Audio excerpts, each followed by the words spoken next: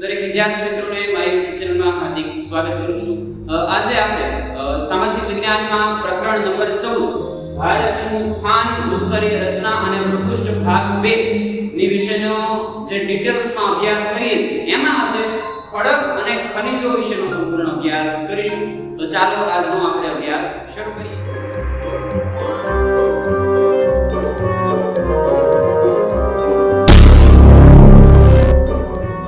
સૌથી પહેલા આપણે આજે ખડક વિશેનો અભ્યાસ કરીશું કે ભાઈ ખડક એટલે શું? તો કે એક કે તેથી વધુ જે ખનિજો બનેલા છે એના સંગઠિત પદાર્થને ખડક લઈ કહેવાય। એક કે તેથી વધુ ખનિજો જે ભેગા થયા હોય એના કારણે જે ખડકનું નિર્માણ થાય છે તેને આપણે ખડક તરીકે જે છે ઓળખીએ છીએ। ખડકો નક્કર હોઈ શકે, નક્કર એટલે કે કઠણ હોઈ શકે, મૃદુ પણ હોઈ શકે, મૃદુ એટલે કે પોચા પણ હોઈ શકે, છિદ્રાળુ અને અછિદ્રાળુ પણ હોઈ શકે તથા વજનમાં ભારે અને હલકા પણ હોઈ શકે। ખડકોની વાત કરીએ તો ખડકો કેવા હોઈ શકે? ખડકોના પ્રકાર આપવામાં આવેલા છે કે ભાઈ ખડકો જે છે નક્કર હોઈ શકે, મૃદુ હોય, નક્કર એટલે કે કઠણ, મૃદુ એટલે પોચા, છિદ્રાળુ એટલે કે જેમાં કાણા હોય, અછિદ્રાળુ એટલે કે જેમાં કાણા ન હોય, વજનમાં ભારે, અમુક ખનિજ તમે જોવા જાવ તો ભારે હોય, અમુક તમે ખનિજ જોવા જાવ, ખડકો જોવા જાવ તો અમુક ખડકો જે છે હલકા હોય। તો આ પ્રકારે એના પ્રકારો પાડવામાં આવેલા છે। વિવિધ પ્રક્રિયાઓને કારણે આ ખડકની જે વિવિધ પ્રક્રિયા થાય છે તેના કારણે તેના 3 પ્રકારો પાડવામાં આવેલા જોવા મળે છે। ખડકોના સૌથી અગત્યના 3 પ્રકારો કયા છે? સૌથી પહેલું આગ્નેય ખડકો, બીજા નંબરે પ્રસ્તર ખડકો, ત્રીજા નંબરે રૂપાંતરિત ખડકો। બરાબર છે? આ એના મુખ્ય 3 પ્રકારો છે। ખડકોના 3 પ્રકારો પૂછવામાં આવે તો આ 3 જે છે એ ખડકોના પ્રકારો થશે। એની અંદરથી સૌથી પહેલો આપણે આગ્નેય ખડક વિશેનું વાત કરીશું। તો ચાલો એની વિશેની વાત કરીએ તો આ ખડકોની રચનામાં પૃથ્વીમાં પેટાળમાં રહેલી પ્રચંડ ગરમી કારણભૂત છે। વિદ્યાર્થી મિત્રો, આ ખડક જે બનાવવો હોય તો સૌથી વધારે જો કોઈ કામ કરતું છે તો પૃથ્વીના પેટાળમાં રહેલી ગરમી, તમને બધાને ખબર હશે કે આપણા પૃથ્વીના પેટાળમાં એક સરસ મજાનો જે છે ગરમ ધબધબતો મેઘમાં રહેલો છે। બરાબર છે? જેને આપણે લાવારસ સ્વરૂપે પણ ઓળખીએ છીએ। બરાબર છે? કારણ કે પૃથ્વી સૂર્યથી અલગ પડી છે। સૂર્ય એક અગનગોળો છે, એ જ રીતે પૃથ્વી પણ પહેલા અગનગોળો હતો, પછી ધીમે ધીમે ઠરી અને ઉપરનો પડ જામી ગયો। બરાબર છે? જેને મૃદાવરણ કહીએ છીએ, જેને ઉપર આપણે રહીએ છીએ, પણ પૃથ્વીની પેટાળમાં હજી એ મેઘમાં છે। તો એ ગરમીને કારણે એટલે કે જે મેઘમાં ગરમ થાય એના કારણે જે ખડકોની રચના થાય એને આગ્નેય ખડકો કહેવાય। તો કે ભૂગર્ભના ગરમીના આ પ્રચંડ પ્રમાણને લીધે પૃથ્વીનું પેટાળ હંમેશા ધીકતું રહે છે। ધીકતું એટલે કેવું? તો કે ધીકતું એટલે ગરમ। પૃથ્વીનું પેટાળ જોવા જઈએ તો એ એક ધીકતું રહે છે, એટલે કે ગરમ ને ગરમ જ રહે છે। શું કામ? કારણ કે અંદર એક મેઘમાં રહેલો છે કે જે ગરમીના પ્રમાણને સતત વધારો જ કરતો રહે છે। આથી અહીં રહેલા પદાર્થો અર્ધપ્રવાહી શું કામ? કારણ કે તમને બધાને ખબર હશે કે કોઈ પણ વસ્તુ જો ગરમ કરવામાં આવે તો એ ગરમની અંદર એટલે કે જે ગરમ કરીએ છીએ એની અંદર શું થશે? તો કે ગરમ કરીએ એટલે એ ગરમ થયેલો રસ બને। તો આ રસ જે છે એ શું છે? તો કે ગરમ થયેલો રસ કહેવાય। એ જ રીતે પૃથ્વીના પેટાળમાં જે મેઘમાં રહેલો છે એ ગરમીને કારણે અલગ જે તત્વો હોય, ખનિજો હોય, ખડકો હોય, બધું રસ થઈ જાય છે। બરાબર? પરંતુ રસ જે છે પાણી જેવો રસ ન હોય। સમજાય છે? તમે લોખંડને કોઈ ફેક્ટરીની અંદર જે છે એ ગરમ થતા જોઈ શકો છો। બરાબર? વિડિયોમાં પણ તમે YouTube માં સર્ચ કરીને જોઈ શકો કે ભાઈ ફેક્ટરી અલગ જે છે એના તમે વિડિયો જોતા હશો। ટીવી ની અંદર પણ ઘણા બધા પ્રોગ્રામો આવતા છે જેની અંદર અલગ ફેક્ટરીઓ દેખાડવામાં આવે તો એ રસ જે છે એ કેવો હોય? એકદમ પ્રવાહી જેવો ન હોય। એને ઘડીક રહેવા દેવામાં આવે, આમ કઈ ફરી જાય, ઘડીક પાણા જેવો પાછો થઈ જાય। બરાબર? તો એ અર્ધ પ્રવાહી કહેવાય, પૂરેપૂરું પ્રવાહી કહેવાય નહીં। તો આવા ઘણા બધા અર્ધ પ્રવાહી સ્વરૂપે જે છે એ પૃથ્વીના પેટાળમાં અલગ ખડકો, ખનિજો અને પ્રવાહો જે છે રહેલા છે। તે પદાર્થને મેઘમાં કહે છે। જે અર્ધપ્રવાહી સ્વરૂપે જેટલું આ જે લાવારસની અંદર જે આખું પીગળે છે બરાબર અને જે આખું રચના થાય છે એને શું કહેવાય છે તો કે તેને આપણે મેગ્મા તરીકે ઓળખીએ છીએ જેને લાવારસ પણ કહેવામાં આવે છે સમયાંતરે આ મેગ્મા ઠંડો પડે છે કેવો થાય છે ઠંડો પડે છે ત્યારે તેના ખડકો રચાય છે હવે તમને બધાને ખબર છે કે કોઈ પણ વસ્તુ જ્યારે ગરમ થાય ત્યારે અમુક ટાઈમે 100% ઠંડી પડે તમે ઘરે શાક બનાવો અથવા તો કોઈ રસોઈ બનાવો તો એનું વાસણ તમે જ્યારે ગેસ ઉપર મૂકશો ત્યારે ગરમ થશે પછી ઉતારીને પાછું નીચે મૂકશો એટલે 5 થી 10 મિનિટમાં પાછું ઠંડુ પડી જશે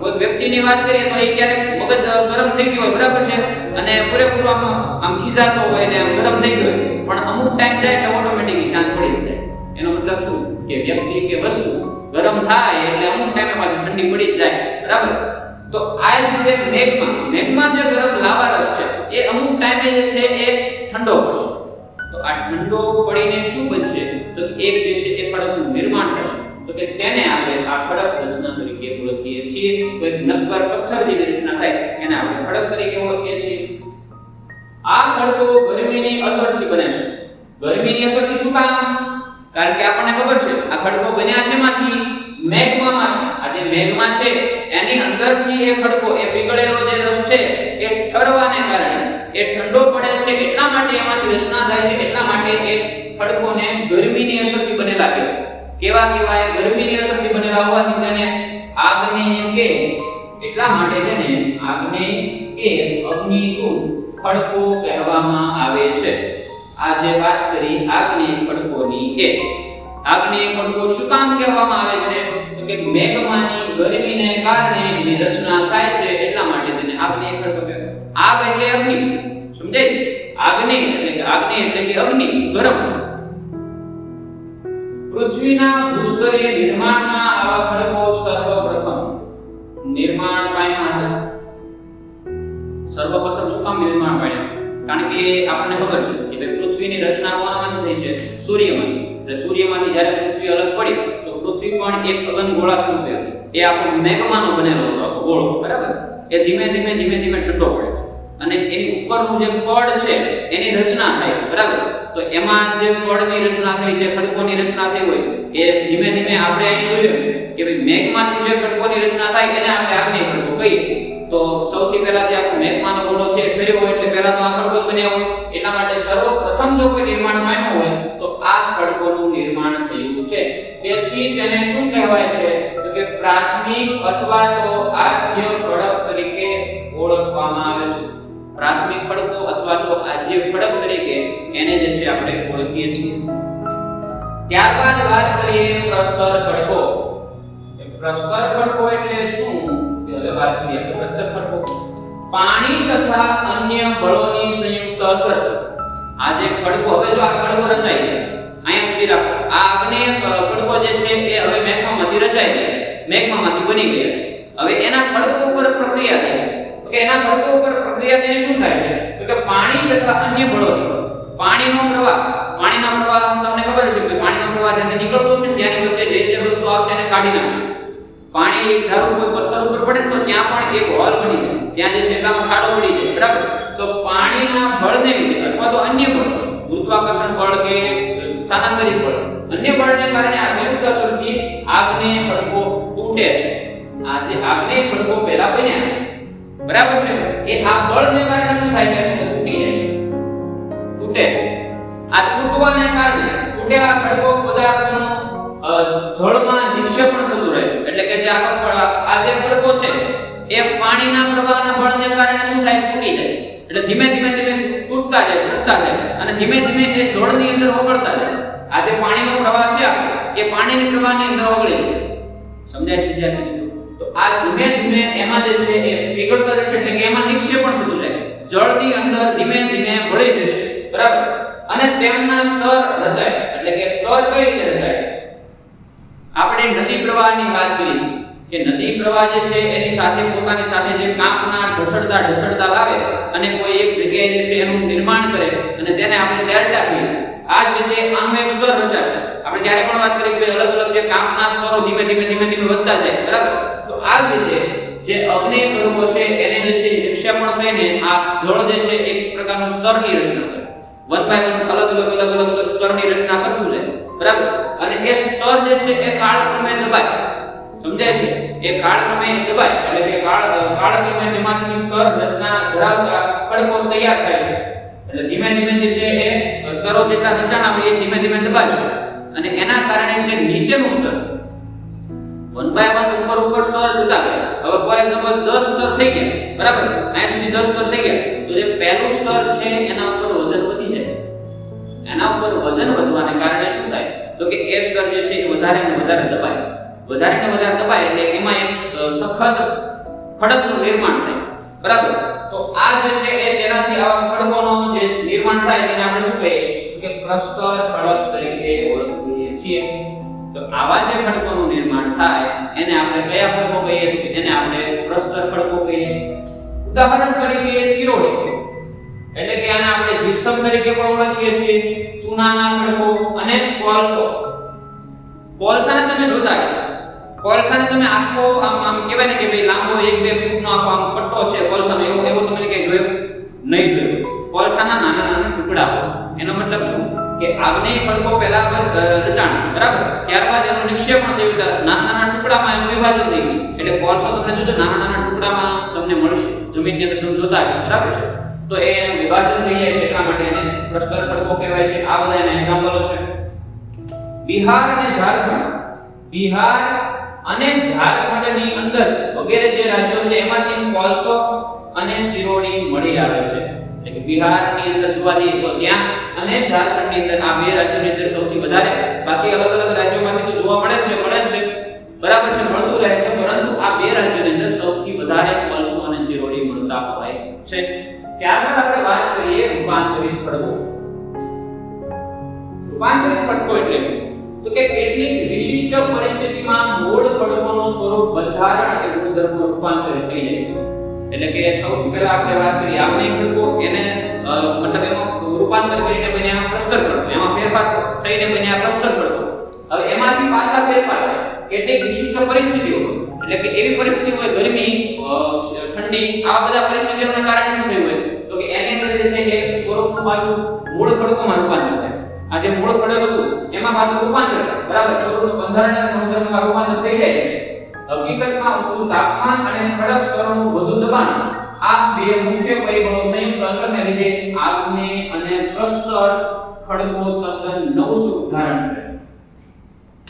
આગ્નેય ખડકોની વાત આપણે અહીંયા કરી, પ્રસ્તર ખડકોની વાત અહીંયા કરી. એટલે કે આ બે ખડકો છે, આ બે ખડકોના વિભાગમાં જે ન આવે એ કઈક નવા જ ખડકનું નિર્માણ થાય, નવી જ વેરાયટી આવે, બરાબર. એને આપણે રૂપાંતરિત ખડકો તરીકે ઓળખશું. સમજાય છે? ઘણા ઘરે બહેનો ટ્રાય કરતા છે, વિદ્યાર્થી મિત્રો, તો એ શું કરે કે ભાઈ રસોઈ જે છે એ બનાવવા માટેનો પ્રયત્ન કરતા હોય. એને ન્યૂઝપેપરમાં વાંચ્યું અથવા તો યુટ્યુબમાં જોયું અથવા તો કોઈ વિડિયોમાં જોયું કે ભાઈ આવી મારે વેરાયટી બનાવવી છે, આવી મારે ડીશ બનાવવી છે, તો એ જોઈને બનાવતો.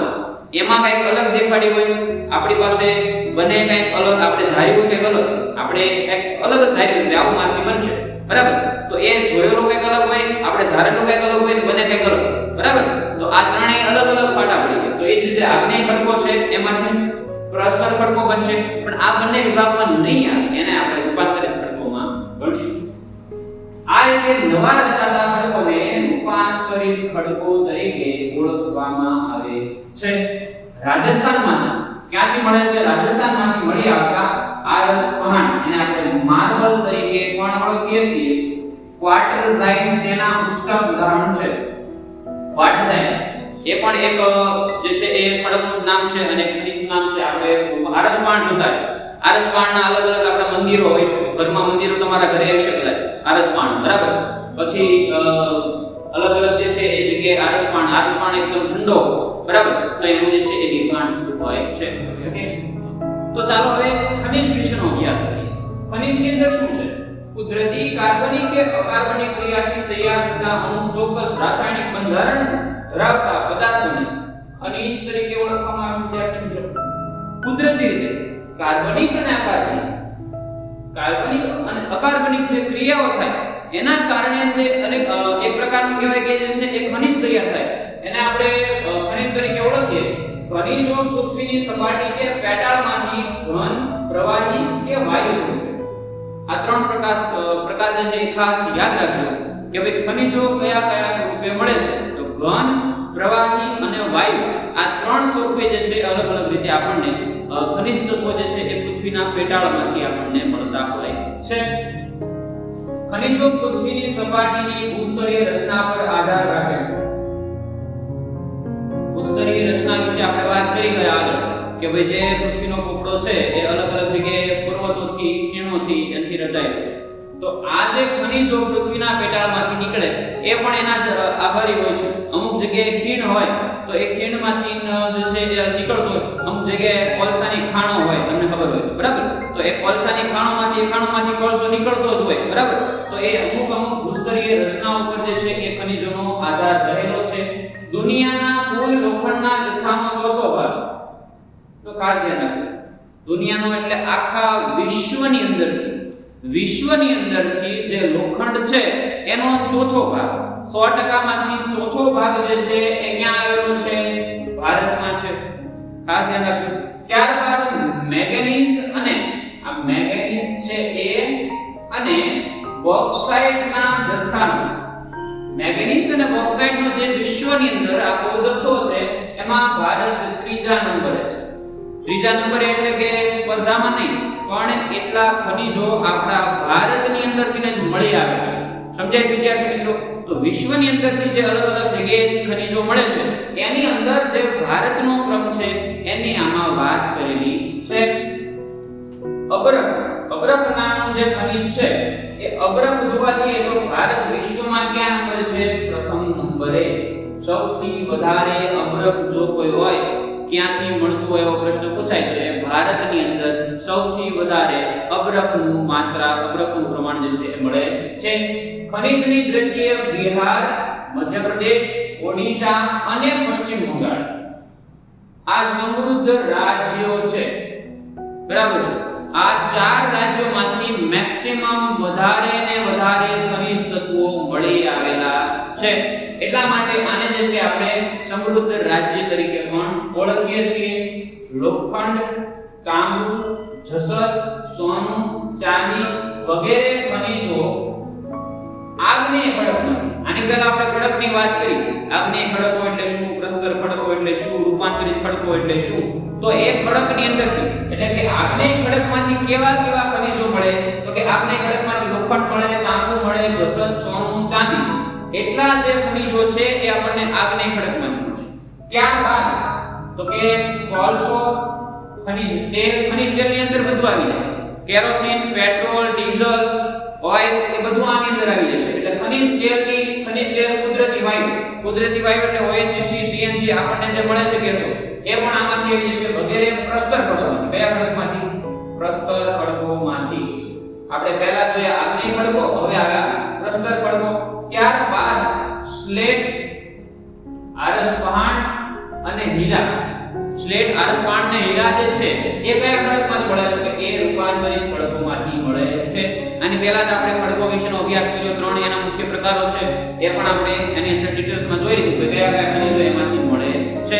હવે આપણે વાત કરીએ ખનિજના વર્ગીકરણ કે ભાઈ આ જે ખનિજો છે એનું વર્ગીકરણ કઈ રીતે થયું છે? તો કે ખનિજનું વર્ગીકરણ જોવા જઈએ તો ખનિજનું વર્ગીકરણ આપણા રોજિંદા વ્યવહારમાં લગભગ 200 જેટલા, કેટલા ખનિજો?